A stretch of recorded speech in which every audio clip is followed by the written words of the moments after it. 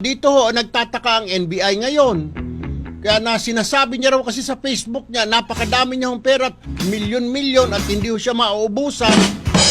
Eh nagtataka po ngayon ng NBI kung bakit wala po siya sa top 100 na nagbabayad ng buwis. Ano ba talaga ang negosyo ng taong ito? Na-trace niyo na ba? Kasi sinasabi niya lang, minsan sa mga post niya, dumadaan sa feed ko, gold bars daw. Nakahukay siya ng isang bundok na ginto. May nagsasabi naman nasa investment firm siya. May nagsasabi naman nasa agriculture ho siya. Ano ho ba talaga ang kanyang negosyo, Sir Vic?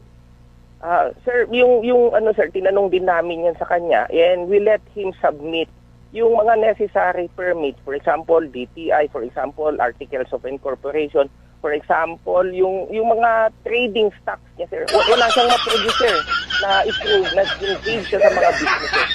Wala siyang... Wala, sir. Kahit sa DTI, wala man lang siya ma-present sa amin, sir. Alright.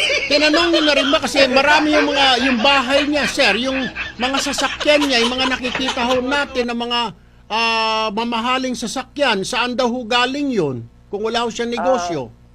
Sir, unang-una, sir, kasi yung sa bahay sa Green Meadows, sir, Oo. binerify namin, hindi naman sa kanya yung, sir, in fact, hindi siya ang umuupa doon. Tapos yung sinasabi niya na bahay niya, sir, dun sa pinakikita niya sa social media, hindi naman sa kanya yung, sir, yung sa Yung sa Green Meadows, hindi niya bahay yung sa Green Meadows, yung nagla-live siya?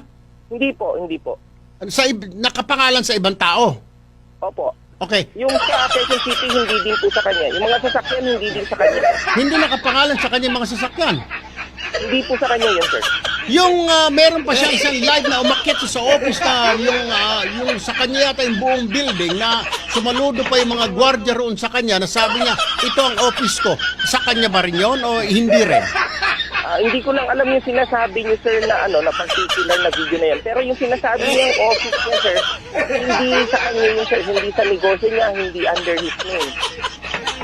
So, hindi sa kanya yung sinasabi niyang bahay sa Green Meadows, yung isang bahay niya pa sa Quezon City, yung mga sasakyan niya, dinadrive niya na Mustang ho yata na kulay puti yun, hindi rin sa kanya, sir?